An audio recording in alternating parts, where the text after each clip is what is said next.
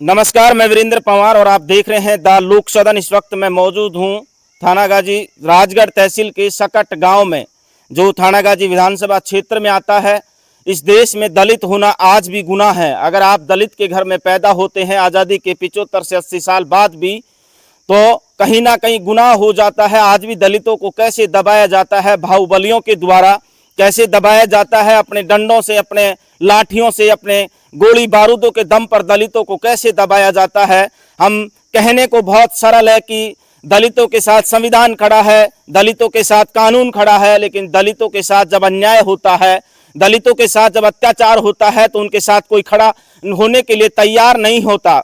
मैं आज ऐसे परिवार से आपको रूबरू करवाने जा रहा हूं, जो परिवार पिछले 1.5 साल से लगभग परेशान है। उनके बच्चे 1.5 किलोमीटर दूसरे के खेतों में होकर मेड़ चढ़कर और पैदल स्कूल जाते हैं। कई बार जो है उनको जानवर मिल जाते हैं, कई बार उनके साथ बहुत घटना घटित होती है, दूसरे के खेतों में होकर जाते हैं। उस परिवार से, उस लोगों से मैं रूबरू करवाता हूं, क्योंकि मैं फिर इस बात को कह रहा हूं कि इस देश में दलित होना गुनाह है। आज भी संविधान के बाद भी कहने को बहुत सरल होता है कि हम दलितों के साथ जो है संविधान खड़ा है, दलितों के साथ कानून खड़ा है।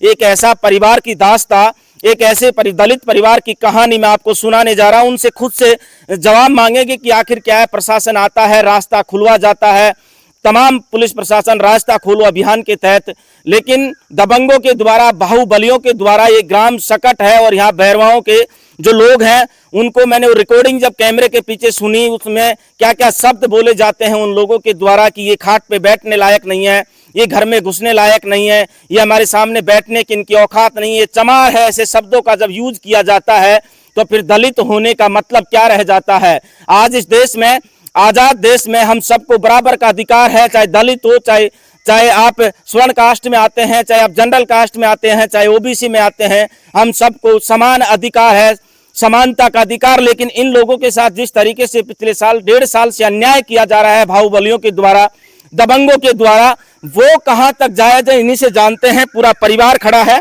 उनसे बातचीत करते हैं। क्या मामला है भाई साहब, पूरा बताइए। साहब पिछले मई 2024 से साहब हमारा रास्ता बंद किया हुआ है। हमारे पास आने जाने के लिए कोई रास्ता नहीं है। जो हमारा मेन रास्ता है साहब बंद कर रखा है। लेकिन बच्चे साहब अब निकलना तो कहीं से न कहीं से पड़ता है। जो सामने हमारे कुछ घर हैं, वहाँ 1.5 किलोमीटर दूर, 1 किलोमीटर दूर लगभग मोटरसाइकिल खड़ी कर रखी है और वहाँ से बच्चे पगडंडी से होकर पैदल आते जाते हैं। पिछली बार जब बाजरे का सीजन था, उसमें बच्चे स्कूल जा रहे थे तो उनको बगीरा मिल गया था बाजरे खेत में। बच्चों ने डर के मारे अपने कपड़े खराब कर दिए, बेचारे भाग गए। लेकिन दिन अच्छे थे कि बच्चों के ऊपर कोई हमला नहीं हुआ साहब। जो है चलता रहा साहब मामला, कोर्ट में केस किया, प्रशासन के पास गुहार लगाई, हमारी गुहार सुनी भी साहब। पूरा प्रशासन आया, प्रशासन ने रास्ता खुलवाया साहब। रास्ता खोलने के बाद अगले दिन हम गए नहीं, भारी बारिश हो गई थी और रास्ते में कीचड़ हो गया था। उसके दूसरे दिन बाद जब निकलने की कोशिश करी तो सारे घर वाले डंडे टाँचे लेके हमला करने के लिए आ गए। अब साहब देखो, हम लड़ तो सकते नहीं है, लेकिन हमें उनका वीडियो बना के फिर वापस आ गए साहब। जो है अब ये साहब दबंग लोग हैं, निकलने हमको नहीं देते यहाँ से। बोलते हैं कि मर जाएंगे, मार देंगे, लेकिन यहाँ से निकलने नहीं देंगे। तुम ज्यादा नेता बन गए हो, तुमको रास्ते में कहीं टक्कर मरवा देंगे, रास्ते में मार देंगे। और ज्यादा अभी रिकॉर्डिंग सुन रहा था, रिकॉर्डिंग में भी आपको आप शब्द बोले गए। हाँ साहब, रिकॉर्डिंग में साहब ये बोला गया कि तुम चमार हो, तुम्हें ऊपर चढ़ने लायक नहीं हो, तुम इतने ऊपर चढ़ गए हो, तुम घर में घुसने लायक नहीं हो, तुम्हें ज्यादा भाव खाने लग गए हो। तो ये साहब, ये शब्द जाति सूचक शब्द है। ये मैंने 3 बार गांव की पंचायत बिठाई, तो एक बार इनके परिवार की और कुछ सदस्य बाहर के भी थे, तो सबके सामने साहब कम से कम 50 लोग थे, सबके सामने साहब इतने चमार शब्द है कि तुम्हें घुसने लायक नहीं हो, हमारे आगे निकलने लायक नहीं हो, ऐसे शब्द। रास्ता प्रशासन खुलवाने के बाद आपको दिया नहीं साहब, बता रहा हूँ साहब, प्रशासन रास्ता खुलवा गया। उस दिन भयंकर बारिश हो गई थी और अगले दिन उसमें कीचड़ था पूरा। जो है तो हमें अगले दिन जब निकलने की कोशिश करी, हमारा बच्चा वहां से निकलने के लिए जा रहा था, तो सारे घर वाले डंडे टाँचे लेके आ गए और सरेआम धमकी लगाई हमको कि तुमको गोली से उड़ा देंगे। अब गोली चलेंगी या रास्ते में कहीं मिलेंगे तो गाड़ी से उड़ा देंगे, तुम ज्यादा दिन के नहीं हो। तो ऐसे बोलते हैं। हाँ, और मुझे तो ये बोला है खास तौर पे कि तू तो 2-4 दिन का ही मेहमान है, ज्यादा आपसे। हाँ सर। क्या नाम है साहब आपका? छगनलाल। आप इनके क्या लगते हो?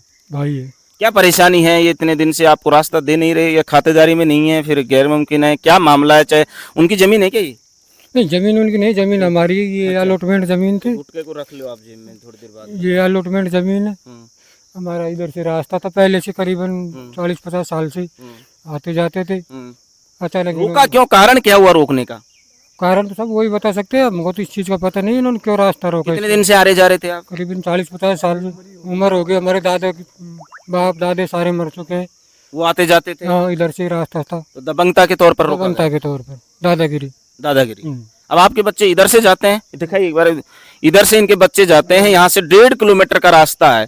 क्या नाम है? ये आपके पिताजी हैं? आप उधर आ जाइए। क्या मामला है बाबा, पूरा आप भी बता दीजिए। मामला ये है, हमको तो, मैं तो कुछ समझता नहीं हूँ।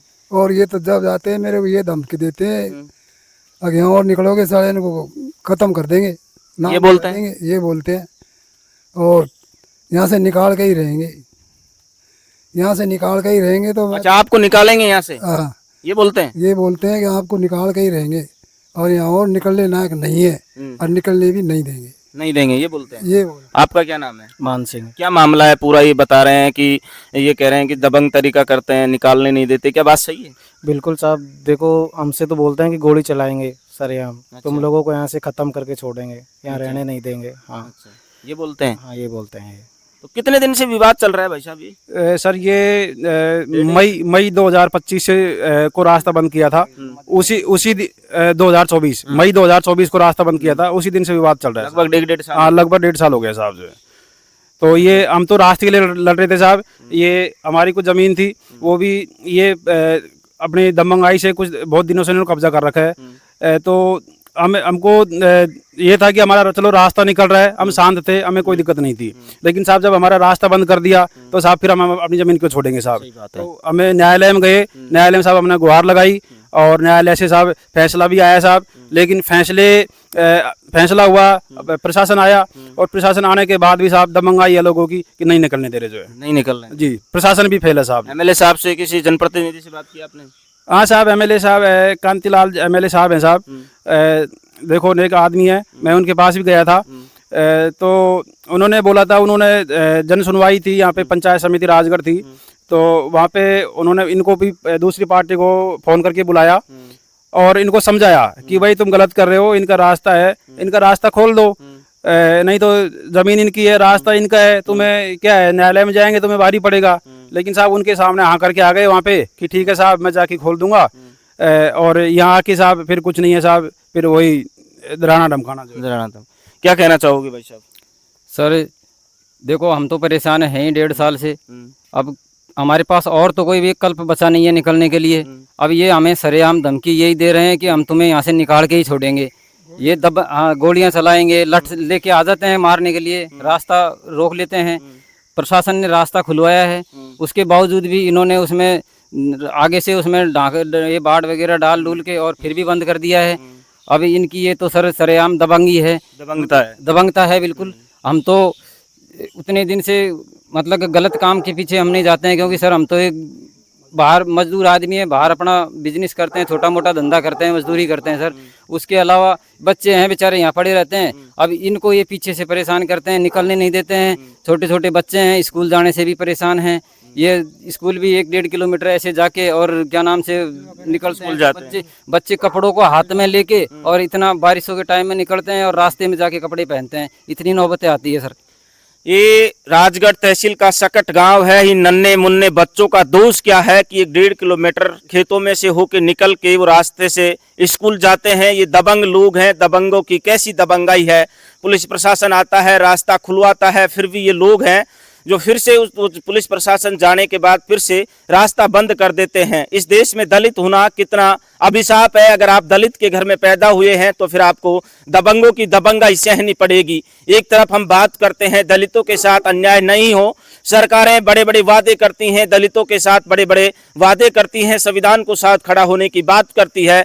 दूसरी तरफ दलितों के साथ किस तरीके से अन्याय किया जाता है, दलितों के बच्चों के साथ किस तरीके से दबंगों की दबंगाई की जाती है, ये किसी को दिखता नहीं है। हम जब वोट लेने के लिए आते हैं, नेता किसी भी पार्टी के हों, वो सिर्फ वोट लेने के वक्त उनको दलित दिखाई देते हैं, दलितों की बात दिखाई देती है, दलितों के घर जाकर उनको भोजन करने के लिए टाइम मिल जाता है क्योंकि उनको वोट चाहिए होते हैं। लेकिन जब दलित पिसता हुआ नजर आता है। इस देश आजादी के 75 से 80 साल बाद भी 1950 के बाद जैसे ही देश आजाद हुआ, हम 1947 से पहले के देश में नहीं जी रहे, हम 2025 के भारत में जी रहे हैं। और अगर 2025 के भारत में जी रहे हैं हम, तो फिर हमको आजादी कहाँ है? ये सिर्फ नाम का कानून नहीं है, ये सिर्फ नाम का संविधान नहीं है, ये संविधान वास्तविक अर्थों में धरातल पर उतरना भी चाहिए और इन लोगों को न्याय भी मिलना चाहिए। नमस्कार, मैं वीरेंद्र पंवार, आप देख रहे हैं द लोक सदन ग्राम सकट से।